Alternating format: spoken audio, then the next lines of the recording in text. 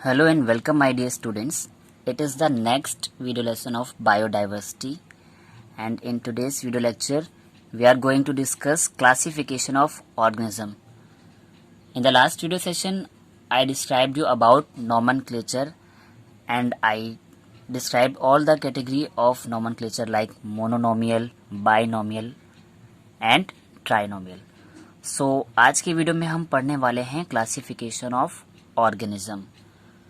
Last video में जो nomenclature पढ़ा था और मैंने आपको बताया था कि वहाँ पर जो हम मॉडर्न बायोलॉजी में जो नॉमेनक्लेचर अप्लाई करते हैं वो हमारा बाइनॉमियल नॉमेनक्लेचर होता है, जहाँ पे हम पहला नाम लेते हैं जीनस का और दूसरा नाम लेते हैं स्पीशीज़ का. यानी किसी भी ऑर्गेनिज्म का जो साइंटिफिक नेम होता है वो दो नेम से बना होता है. उसके नेम का जो पहला वर्ड होगा वो जीनस होगा और जो सेकेंड वर्ड होगा वो स्पीशीज़ होगा. साथ में मैंने कुछ रूल्स भी बताए थे नॉमेनक्लेचर के कि हम किसी भी ऑर्गेनिज्म के साइंटिफिक नेम को किस तरह से लिखते हैं.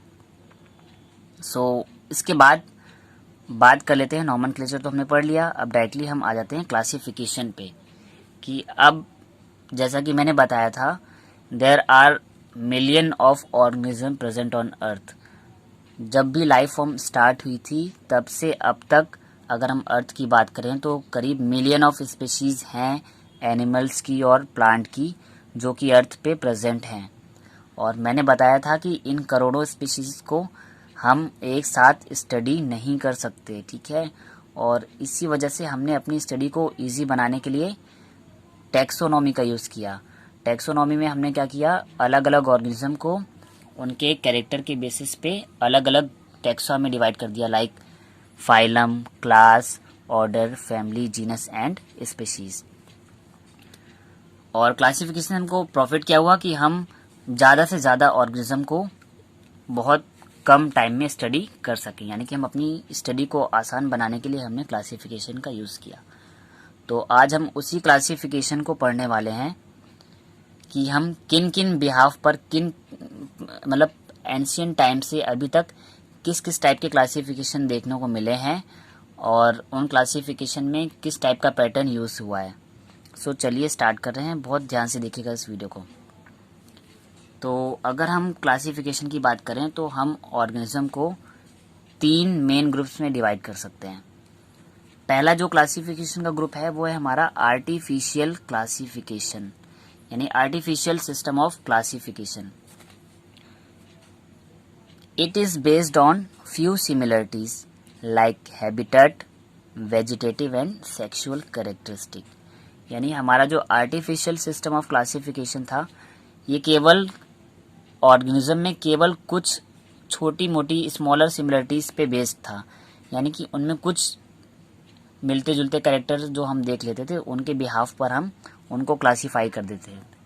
जैसे कि उनका हैबिटेट, यानी कि कोई ऑर्गेनिज्म किस क्लाइमेट में पाया जा रहा है, वो किस टाइप की जलवायु में रह रहा है.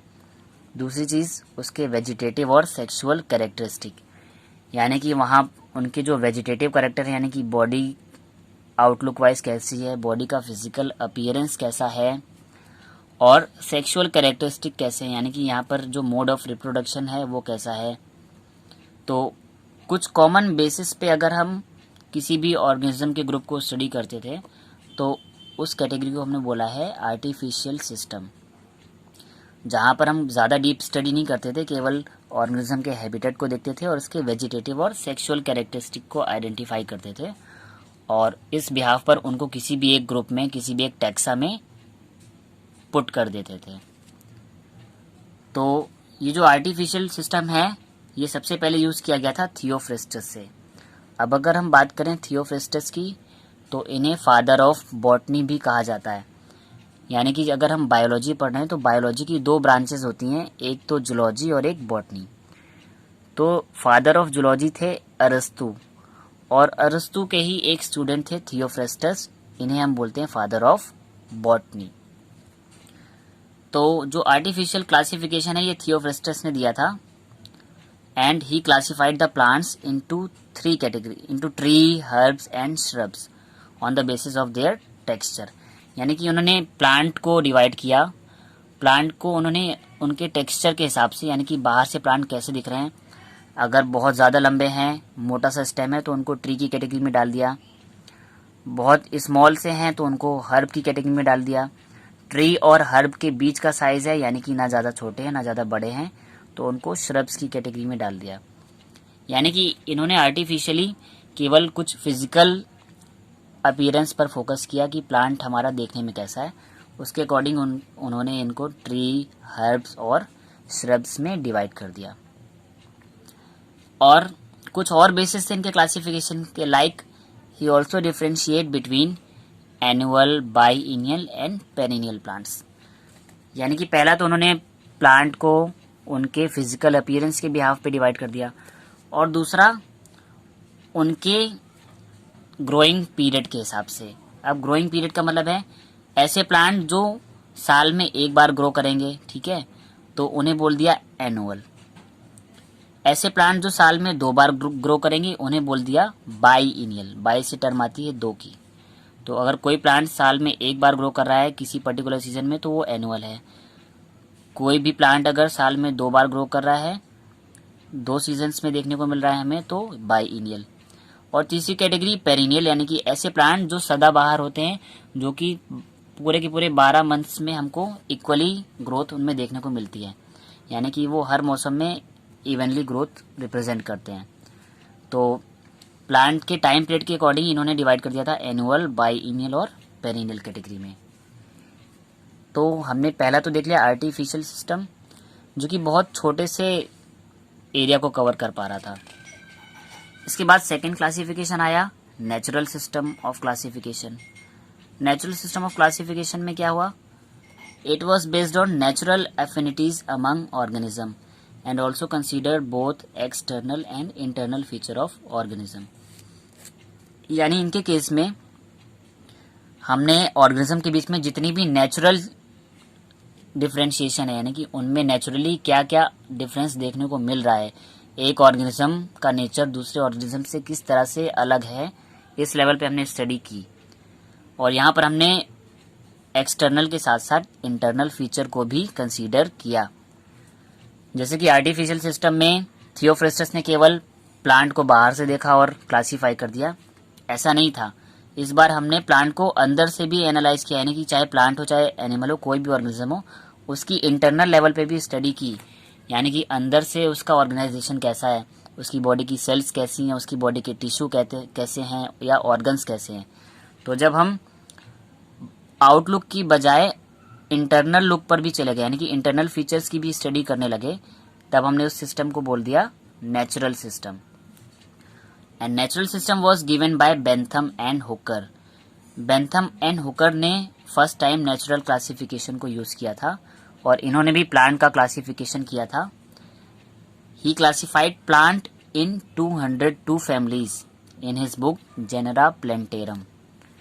तो जो बेंथम एंड हुकर थे, इन्होंने एक बुक लिखी थी जेनरा प्लेंटेरम, और ये बुक जो है 3 एडिशन में आई थी, यानी कि इसके 3 वॉल्यूम्स बने थे, और इन 3 वॉल्यूम्स के अंदर इन्होंने प्लांट्स को 202 फैमिलीज में डिवाइड कर दिया था। और इन फैमिलीज के अंदर इन्होंने सभी प्लांट्स के एक्सटर्नल यानी कि बाहरी और इंटरनल यानी कि अंदर के बाहर और अंदर के सारे फीचर्स को डिस्क्राइब किया था।